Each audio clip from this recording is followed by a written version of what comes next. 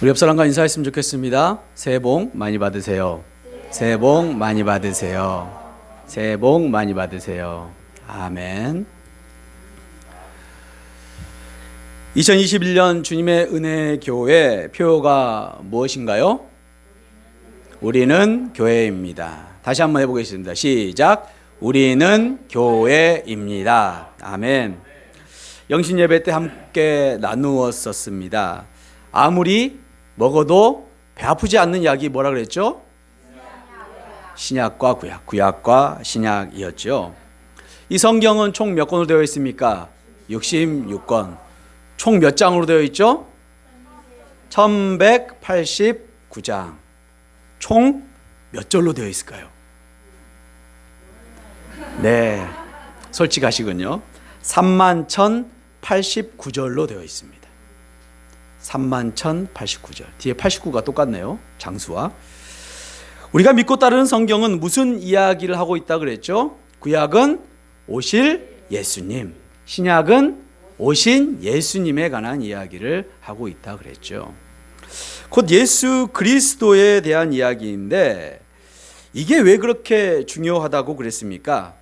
성경 예수 그리스도가 중심이 된 의미가 무슨 의미를 갖고 있다고 그랬었나요? 성경의 궁극적인 목적이 무엇이라고 말씀드렸습니까? 성경은 하나님께서 하나님의 백성을 구원하시는 이야기, 하나님의 백성을 택하시는 이야기가 구약과 신약의 이야기라고 말씀드렸지 않습니까? 그래서 하나님께서 하나님의 그 백성들을 구원하시기 위하여서 예수 그리스도, 예수님이 땅에 보내셨고 예수님으로 인하여서 저와 여러분이 하나님의 백성이 된 줄로 믿습니다. 아멘. 그렇습니다. 구원받은 백성들이 그렇다면 해야 할 일은 무엇인가요? 교회됨이라고 제가 송구 영신 예배 때 말씀드렸습니다. 하나님께서 아브라함을 택하셨습니다. 아무 이유 없이 갈대 우르에 있던 아브라함을 택하셔서 지금까지 인도하셨지요. 아브라함에게 말씀하셨습니다. 내가 너로 큰 민족을 이룰 것이고 내가 너를 내 이름을 창대케 할 것이고 너를 복의 근원이 되게 하시겠다라고 언약하시고 약속하시고 지금까지 인도하셨음을 우리가 본문 가운데 창세기 12장부터 함께 나누고 있는 말씀이지요. 하나님의 백성이 아브라함이 하나님의 백성이 되었지요. 우리 17장에 나눴던 것은 하나님의 백성에 대한 표징, 이 무엇이라고 이야기했습니까? 할례. 이 할례를 행함으로 인해서 하나님의 백성이 된 것을 우리가 볼 수 있었다는 것이죠. 여기서 제가 질문을 하나 드리겠습니다. 할례를 받은 자는 모두 하나님의 백성인 거죠? 두 가지 대답이 나왔습니다. 하나만 결정하십시오. 다시 한번 여쭤보겠습니다. 할례 받은 사람은 다 하나님의 백성인 거죠? 아니지요. 할례 받은 사람이 다 하나님의 백성이 아니라 하나님의 백성은 할례를 받게 되는 것이죠. 오늘날 어떤 의미가 있을까요? 교회에 나오는 모든 사람이 하나님의 백성일까요? 아니죠. 하나님의 백성은 예배당에 나와서 예배로 하나님께 영광 올려드리는 것이지. 잘 구분하셔야 합니다. 어떻게 보면 똑같은 것일 수 있지만 구분하셔야 하는 것이죠. 교회에서 예배 드린다고 해서 모두가 하나님의 백성이 아니라 하나님의 백성만이 하나님께 예배를 올려드릴 수 있고 그 하나님 백성이 예배 드리는 것을 하나님께서 다 흠량하신다는 것입니다. 우리의 행위로 하나님의 백성이 될 수 없다는 것을 꼭 기억하셔야 되는 것이죠. 할례를 행함으로 인하여서 하나님의 백성이 된다는 것은 예배를 드리는 사람이 무조건 하나님의 백성이 된다는 것은 우리의 행위 때문에 우리가 구원받은 자녀가 되었다라는 의미가 되기 때문에 그것은 아니라는 것입니다. 그럼에도 하나님의 백성에게는 하나님의 백성으로서의 모습을 보여야 한다는 것이죠. 그렇기 때문에 하나님의 백성은 할례를 받게 되는 것이고 하나님의 백성은 하나님께 예배당에 나와 예배로 하나님께 영광 올려드려야 하는 것을 믿으시기 바랍니다. 아멘. 우리가 지난주에 나누었던 아브라함의 이야기는 할례를 순종함으로 행한 아브라함에 대하여 이야기를 나누었습니다. 아브라함과 식솔들은 모두 할례를 행했습니다. 그들이 하나님의 백성이기에 할례를 행했다는 것입니다. 그렇다면 고통스러운 할례의 그 모습이 육신의 변화만으로 하나님의 백성이 되는 것으로 끝나는 것일까요? 다시 한번 질문하겠습니다. 아브라함은 이삭을 주신다는 그 약속, 그 확신을 가지고 할례를 행하였습니다. 그것이 주님 앞에 나가는 것이 도대체 무엇을 의미하는 것일까요? 오늘 본문을 통해서 하나님의 백성으로서 인침받은 자녀의 삶을 한번 들여다 보도록 하겠습니다. 함께 은혜 받는 시간 되길 소망합니다. 하나님 나라의 백성 첫 번째 모습을 오늘 함께 나누고자 합니다. 그 첫 번째는 나그네를 대접하라입니다. 나그네를 대접하라. 도대체 나그네를 대접하는 것이 하나님의 백성으로서 어떤 의미를 갖고 있는 것일까요? 오늘 1절의 말씀 우리 함께 봉독해 보도록 하겠습니다. 여호와께서 마므레 상수리 나무들에 있는 곳에서 아브라함에게 나타나시니라. 날이 떠거울 때에 그가 장막문에 앉아 있다가. 아멘. 아브라함과 식솔들이 할례를 행하고 얼마 지나지 않는 날이었습니다. 본문은 얼마 지나지 않는지 얼마나 지났는지 알 수 없지만 히브리 원문을 보면 그 원문 가운데 앞단락과 연관시켜주는 바브 연속법이라는 단어를 쓰게 됩니다. 그럼 바로 앞에 단락과 연관되어서 이야기하고 그리고라는 의미를 갖고 있는 것이죠. 그래서 앞에 있는 17장의 후반에 할례를 행한 것과 이어서 바로 본문이 나온 것이라고 우리가 볼 수 있는 것이죠. 또 하나를 보면 분명히 오늘 17장 21절에 보면 내 언약은 내가 내년 이 시기에 사라가 내게 낳을 이삭과 세우리라. 그러니까 하나님께서 아브라함과 할례 언약을 세우신 다음에 말씀하신 게 1년 후에 이삭을 낳게 하신다고 말씀하셨잖아요. 그렇다면 사람이 몇 개월 동안 잉태를 하게 됩니까? 10개월 동안 배에 아이를 놓고 있잖아요. 근데 오늘 본문의 말씀 또한 18장 9절에서 15절 말씀을 보면 사라야가 아직도 잉태하고 있지 않은 것을 보게 되는 것이죠. 그렇다면 이게 아주 할례를 행하고 나서 얼마 있지 않아서 하나님께서 나오시는, 하나님께서 말씀하시는, 하나님께서 보이시는 모습이라고 우리가 이해할 수 있는 것이죠. 그래서 할례를 행하고 나서 얼마 되지 않은 상황이라는 것이죠. 얼마 되지 않은 상황에서 여호와께서, 하나님께서 나타나시는 이야기를 하고 계십니다. 여호와께서 마므레 상수리 나무들에 있는 곳에서 아브라함에게 나타나시니라. 지금 아브라함이 어디에 있습니까? 마므레의 상수리 나무들에 있는 것이죠. 이 마므레의 상수리 나무는 어디냐면 예루살렘의 남방 헤브론 근교에 위치한 곳으로 롯과 헤어진 아브라함이 일찍부터 정착지로 삼아 있던 그곳을 의미하고 있는 것이죠. 그곳에서 아브라함이 하나님께 제단을 쌓았다는 것을 우리가 볼 수 있습니다. 창세기 13장 18절 말씀입니다. 우리 함께 봉독하겠습니다. 이에 아브라함이 장막을 옮겨 헤브론에 있는 마므레 상수리 수풀에 이르러 거주하며 거기서 여호와를 위하여 제단을 쌓았더라. 아멘. 이곳에서 제단을 쌓은 이유는 롯과 아브라함이 헤어졌습니다. 롯이 소돔 땅을 바라보며 헤어지게 된 것이죠. 아브라함이 처음에 그 하나님께서 자손의 축복을 주신다고 했을 때 첫 번째 내 후사가 누구라고 생각하셨습니까? 롯이 자기의 후사라고 생각을 했던 것이죠. 조카 롯이. 그런데 하나님께서 조카 롯을 이제 떨어지게 하신 것이죠. 아브라함에게는 굉장히 서운함이 느껴질 수 있는 그런 상황이었습니다. 그것 가운데 하나님께서 다시 아브라함에게 나타나셔서 언약을 세우신 곳이 이 13장 18절의 말씀인 것이죠. 그럴 때 아브라함이 이야기하는 것이 하나님께 제단을 쌓아서 하나님께 제사 드렸다라고 이야기하고 있는 것이죠. 바로 마므레 상수리 숲이 있는 그곳은 하나님을 제사를 드렸던 그 곳이라는 것입니다. 이제 그곳에서 이야기하고 있는 것이죠. 고대 사회에서 재단은 함부로 접근하지 않는 것이 일반화되어 있었던 것이죠. 그런 곳에 세 사람이 나타나게 되는 것입니다. 또한 이곳에 지금 언제쯤이라고 말씀하고 있습니까? 날이 뜨거울 때 오전쯤, 정오쯤이라고 우리가 생각해 볼 수 있는 것이죠. 그가 아브라함이죠. 아브라함이 장막문에 앉아 있었던 상황을 이야기하고 있는 것입니다. 이제 이곳에 사람 셋이 나타나게 됩니다. 2절입니다. 눈을 들어본즉 사람 셋이 맞은편에 서 있는지라. 아브라함이 지금 앉아있다 갑자기 눈을 딱 떴습니다.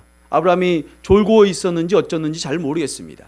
할례가 막 끝난 상황이어서 아직 회복 중에 있었는지도 모르겠죠.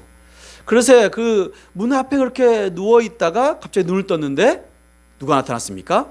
사람 셋이 눈앞에 보이게 된 것입니다. 어쩌면 갑자기 나타날 수도 있었던 모습이었습니다. 어찌되었건 눈을 뜨자마자 눈을 들어서 본즉 세 사람이 맞은편에 서 있는 것을 바라보게 되는 것이죠. 아브라함이 그들을 보자 곧장 장막문에 달려가 영접하여 몸을 땅에 굽히는 모습을 보게 됩니다. 그 나그네를 보자마자 아브라함의 모습이 어떤 모습이었습니까?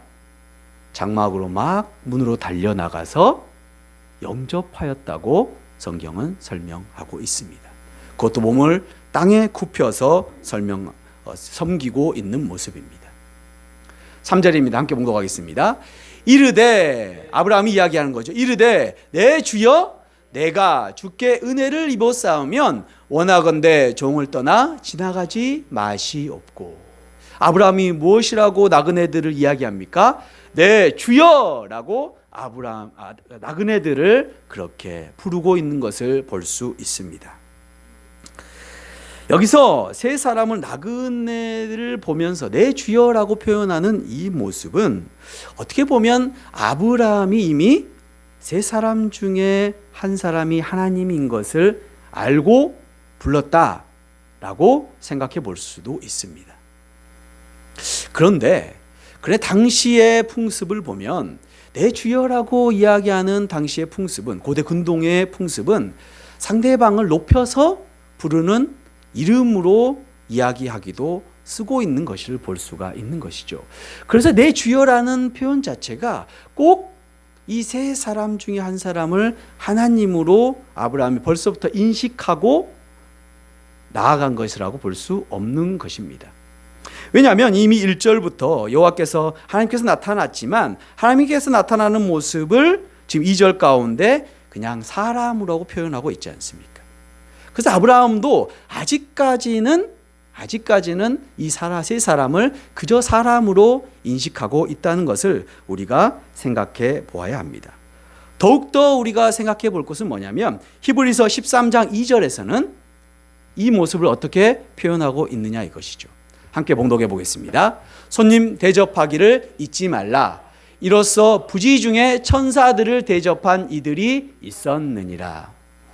지금 히브리서 기자가 이야기하는 게 무엇이냐면 아브라함에 대한 이야기를 하고 있는 거예요. 무엇이라고 얘기합니까? 손님 대접하기를 잊지 말라. 부지 중에 천사들을 대접한 이들이 있으니. 부지 중이라는 게 무슨 말이죠? 알지 못하고. 아브라함이 알지 못하고 천사들을 대접했다고 이미 성경은 해석하고 있는 것이죠. 그렇기 때문에 처음에 아브라함이 이 세 사람을 천사로, 세 사람을 그 중에 한 사람 하나님으로 보지 않고 있다는 것을 우리는 기억해야 할 것입니다. 그렇습니다. 바로 대주여라는 표현은 그저 나그네를 그렇게 높여서 존칭으로 이야기하고 있다는 것입니다. 내가 주께 은혜를 입었사오며, 주께 은혜를 입었사오며 라는 이 표현은 손님들께서 저를 좋게 보이시면 또는 손님네들 괜찮으시다면 이라고 해석할 수 있는 것입니다. 원하건대 종을 떠나 지나가지 마시옵고, 그러니까 그냥 지나가지 마시고 이 종의 집에 들어오셔서 쉬기를 원합니다 라고 바로 아브라함이 나그네들에게 청하고 있는 모습인 것입니다. 4절 말씀입니다. 물을 조금 가져오게 하사 당신들의 밭을 씻으시고 나무 아래서 씻소서. 아브라함이 이야기하는 것이죠. 저에게 물을 좀 가져올 테니까, 제가 물을 조금 가져올 테니까 나그네 분들께서, 주님들께서 발을 씻으시고 좀 쉬었다 가십시오라고 이야기하고 있는 것입니다. 발을 씻는다는 것은 당시의 아랍 팔레스타인 지역은 대부분 모래와 먼지가 덮인 사막이었죠. 그래서 그들이 어떤 신발을 신었냐면 그 게다, 샌들 같은 것을 신고 다녔다는 것이죠. 모래에서 샌들을 신으면 어떻게 됩니까? 우리가 모래사장에 해변을 나가면 거기서 샌들을 신으면 발이 모래로 더러워지죠. 그래서 당시에 먼 길을 오며 가는 여행자들에게 발을 씻을 물을 대접하는 것이 아주 큰 대접이었다고 합니다. 고대 근동에서는 자신의 집을 방문한 손님들에게 발 씻는 물을 가져다 주는 것을 아주 필수 관행으로 여겼다는 것이죠. 손님 접대함에 있어서 바로 최상의 대우를 하고 있는 것이 아브라함의 모습이라는 것이죠. 그리고 어떻게 하기를 원합니까? 나무 아래에서 쉬라고 이야기하고 있는 것이죠. 나무 그늘에서 휴식하고 식사로 편히 쉬었다가 갈 길을 가시라고 이렇게 아브라함은 요청을 하고 있는 것입니다. 5절입니다. 내가 떡을 조금 가져오리니. 이제 아브라함이 이야기하는 것이 물도 조금 가져서 그렇게 공개하고 또한 떡을 조금 가져서 공개한다고 이야기하고 있는 것이죠. 당신들의 마음을 상쾌하게 하신 후에, 상쾌하게 하다라는 뜻은 원기를 되찾다라는 의미를 갖고 있는 단어입니다. 장거리 여행으로 인하여 쇠진한 기력을 회복하라는 의미겠죠. 그렇게 회복하여서 지나가소서, 다시 길을 가시옵소서. 당신들의 종에게 오셨음이니이다. 무슨 얘기입니까? 지금 지나가다가 우리 집에 들렸기 때문에, 나그네로 우리 집에 들렸기 때문에 제가 이렇게 공개하는 것입니다 라고 아브라함이 이야기하고 있는 것입니다. 이러한 공개에, 이러한 아브라함의 나그네 대접에 이 세 나그네들이 뭐라고 대답합니까? 그들이 이르되 내 말대로 그리하라 라고 허락하는 것을 보시죠. 이에 나그네들에게 음식을 공개하게 됩니다. 6절부터 8절까지 말씀이 음식을 어떻게 공개하는지 아브라함의 모습을 볼 수가 있습니다. 6절입니다. 함께 봉독하겠습니다. 아브라함이 급히 장막으로 가서 사라에게 이르되 속히 고운 가루 3쌀을 가져다가 반죽하여 떡을 만들라 하고. 아멘. 먼저 떡을 준비한다고 이야기하고 있죠. 여기서 말하는 그 떡은 고급스러운 빵으로 뜨거운 돌로 구운 일종의 팬케이크를 의미합니다. 팬케이크를 의미합니다. 그런데 우리가 좀 생각해 볼 것은 지금 아브라함의 식솔들, 가족들이 몇 명 정도 된다고 제가 지난 시간에 말씀드렸죠? 최소 318명이 넘는 식솔들이었어요. 남자만 318명이었으니까요.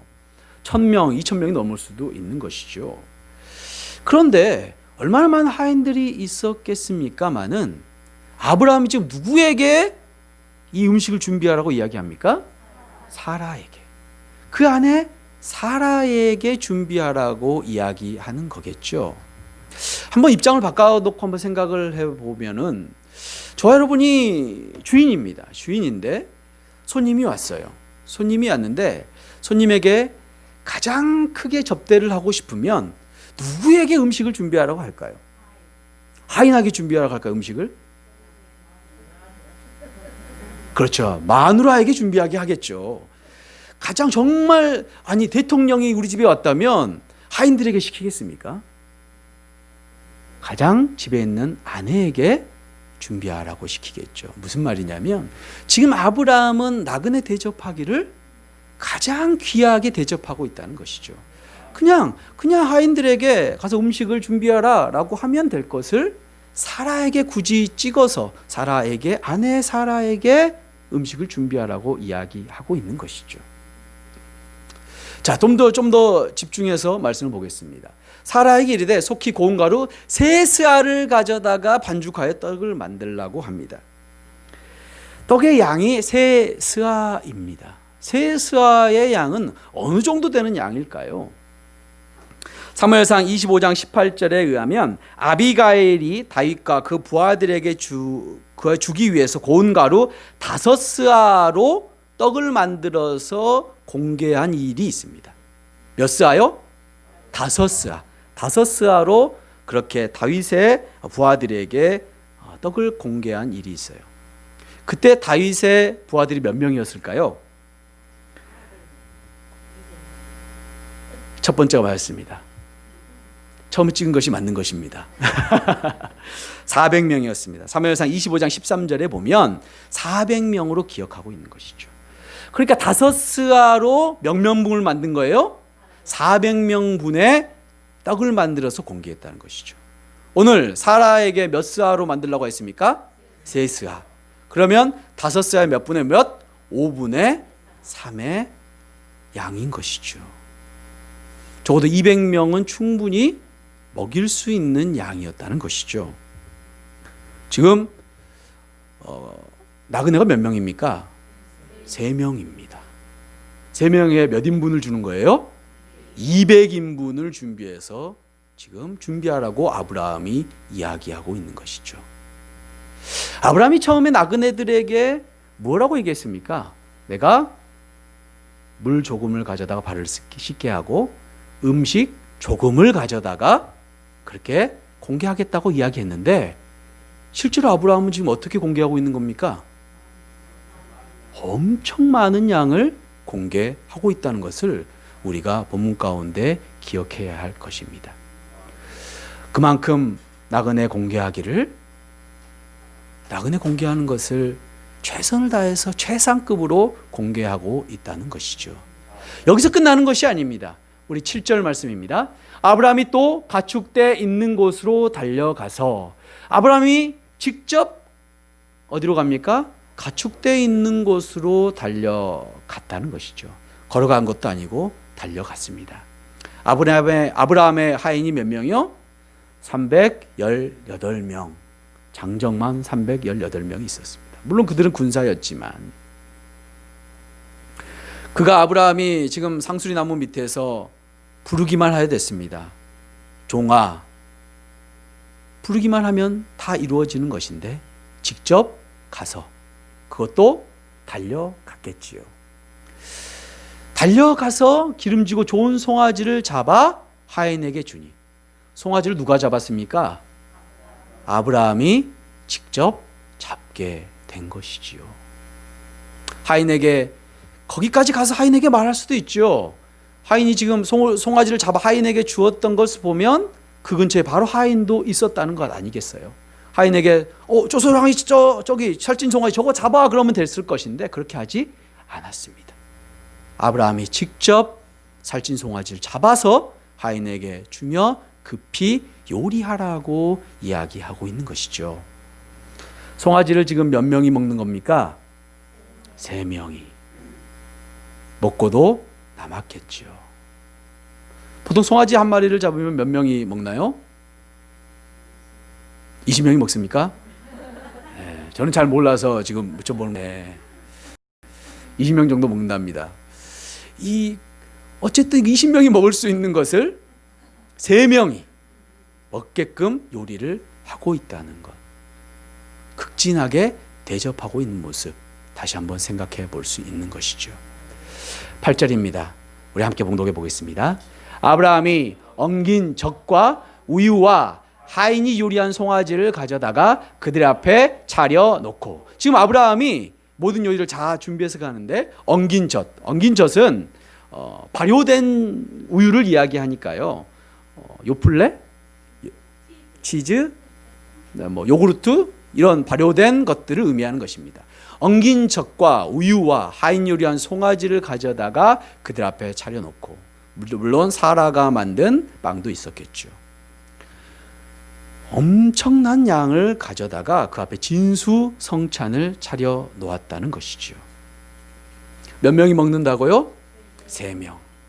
3명이 배가 터지도록 먹고 남을 만큼 또한 다 싸가도 될 만큼 엄청난 양을 아브라함은 나그네들에게 공개하고 있다는 것을 우리는 말씀 가운데 볼 수 있습니다.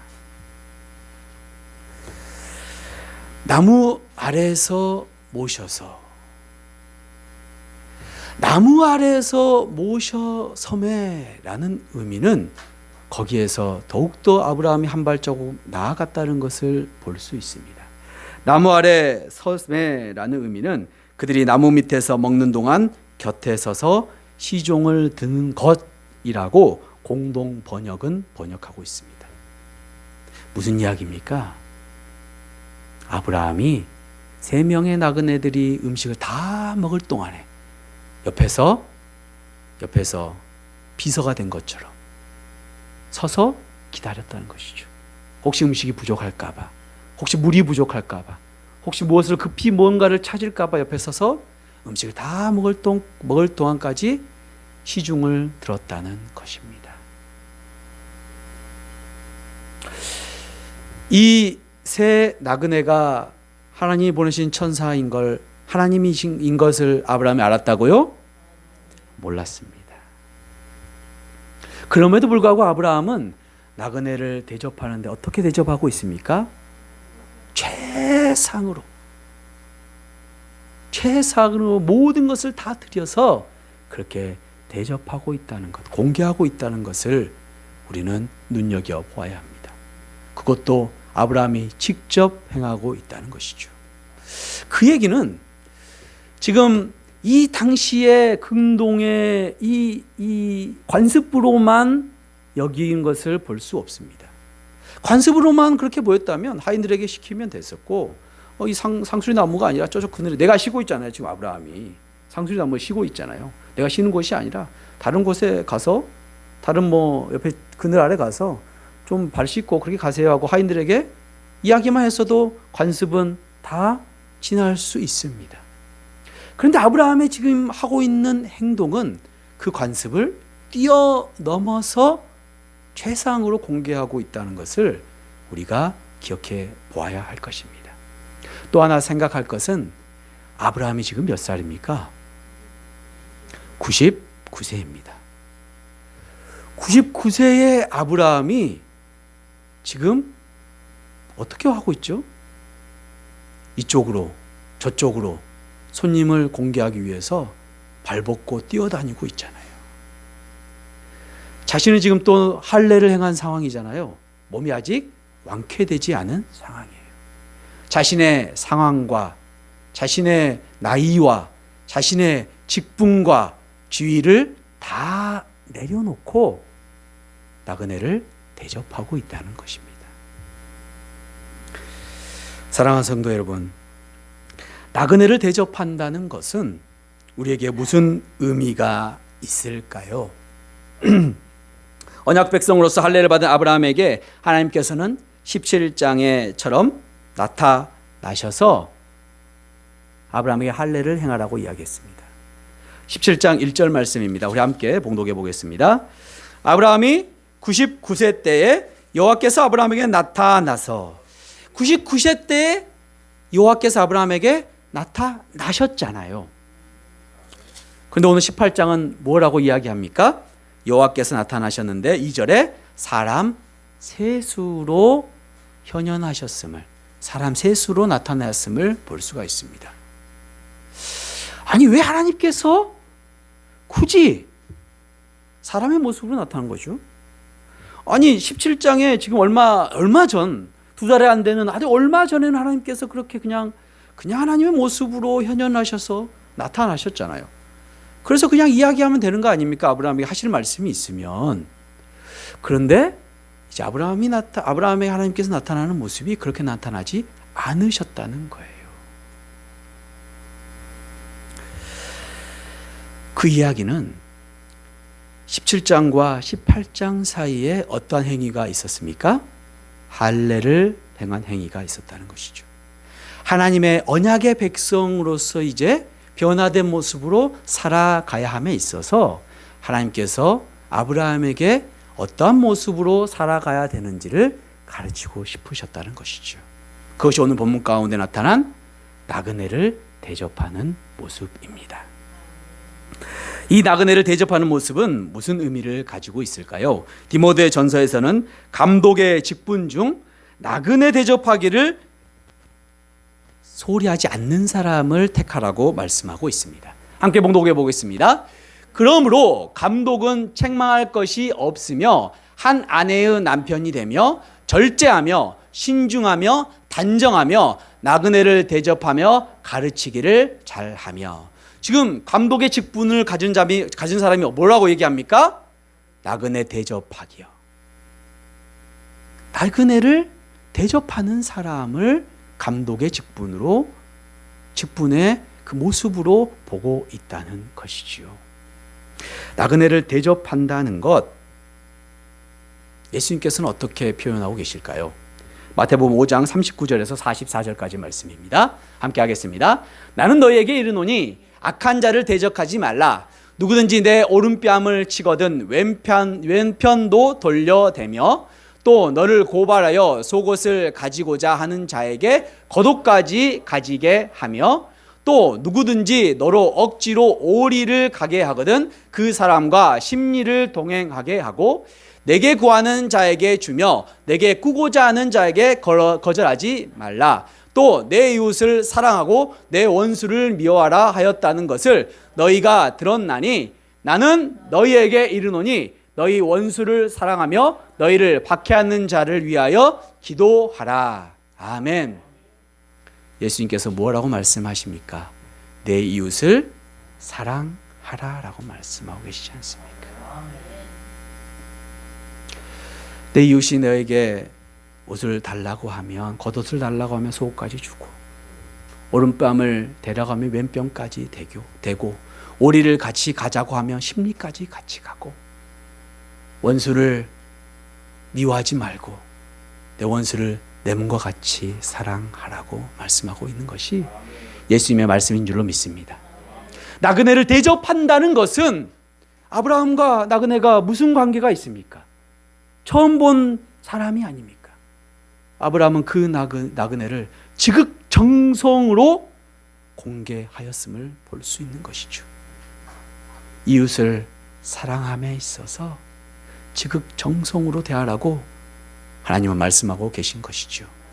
할례를 받은 하나님의 백성, 하나님 나라에 속한 백성들은 나그네를 대접해야 되는 줄 믿습니다. 이웃을 사랑함에 있어서 모든 것을 다 드려 사랑하라고 말씀하고 계신 것이죠.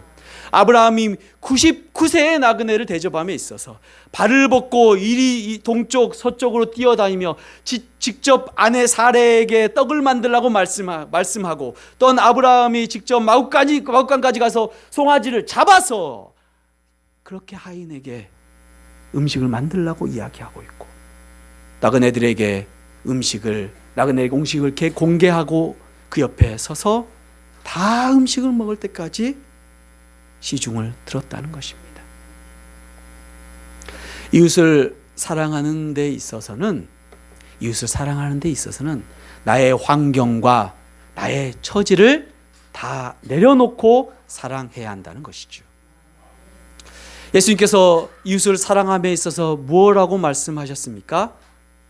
내 이웃을 내 몸과 같이 사랑하라고 말씀하고 계시지 않습니까? 사랑하는 성도 여러분, 저와 여러분이 우리의 몸을 생각할 때에 우리 환경과 처지를 생각하면서 보호합니까? 환경과 상황을 뛰어넘어서 우리 몸을 관리하지 않습니까? 아프면 빚을 내서라도 우리의 몸을 관리해야 되는 거 아니겠습니까?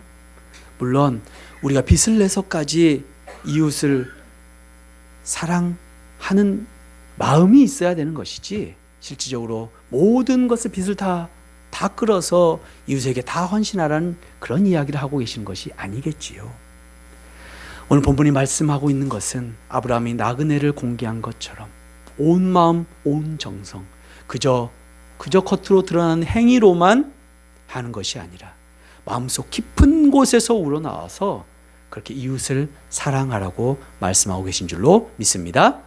그렇게 이웃을 사랑하는 저와 여러분 되시길 소망합니다. 아멘. 말씀을 마치고자 합니다. 사랑하는 주님의 은혜의 성도 여러분, 하나님 나라의 백성의 삶은 이웃을 사랑하는 것을 실천하는 삶인 줄로 믿습니다. 하나님께서 할례 받은 아브라함에게 사람의 모습으로 나타나셨습니다. 그렇게 하신 이유는 언약 백성이 된 아브라함에게 하고 싶은 말씀이 있으셔서입니다. 그것은 이웃 사랑을 실천하라고 말씀하고 계신 것이지요. 그런데 왜 아브라함은 간단히 대접하지 않고 넘치도록 대접했다는 것일까요? 다른 말로 물어보면 왜 하나님께서 우리에게 아브라함과 같이 넘치도록 이웃을 사랑하라고 말씀하고 계신 것일까요? 그것은 우리가 예수님께로 받은 사랑 때문입니다. 우린 예수님께로부터 분에 넘치도록 사랑을 받은 줄로 믿습니다. 그 사랑은 그 무엇으로도 갚을 수 없는 사랑인 것이지요. 그렇기 때문에 아브라함은 자신이 받은 그 사랑, 하나님께서 보잘것없는 자기를 택하여 주시고 언약하여 주시고 또한 이삭을 주시겠다고 말씀하여 주시고 그렇게 은혜 베풀어 주신 그 하나님이 감사하기에 그 넘치는 은혜, 넘치는 사랑을 주체할 수 없어서 하나님이 원하시는 나그네에게 넘치도록 베푸신 줄로 믿습니다. 저와 여러분에게 하나님께서 그렇게 말씀하시는 것이죠. 이웃 사랑을 하는 이유는 내가 너희들에게 내 모든 걸 주었지 않느냐라고 말씀하신 것 때문입니다. 우리가 이웃을 내 몸과 같이 사랑하는 것, 아니 내 몸보다 더 사랑해야 되는 이유는 주님께서 저와 여러분을 그렇게 사랑하셨기 때문인 줄로 믿습니다. 그렇기 때문에 우리는 그 은혜에 항상 감동하며 그렇게 사랑을 전하는 줄로 믿습니다. 주님의 은혜를 잊지 않으며 이웃사랑을 실천하는, 그리하여서 주님의 기쁨이 되는 주님의 은혜교회 성도님들 되시길 소망합니다.